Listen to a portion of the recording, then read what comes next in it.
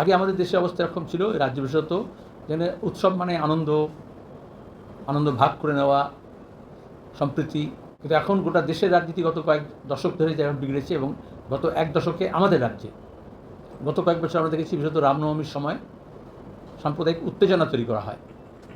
গতবারে রিষড়ায়, শিবপুরে দাঙ্গা পরিস্থিতি তৈরি হয়েছিল।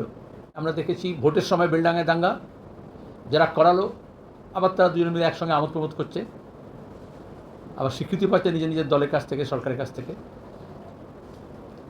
আবার কার্তিক পুজোর সময় মুর্শিদাবাদে একটা হাঙ্গামা তৈরি হয়েছে।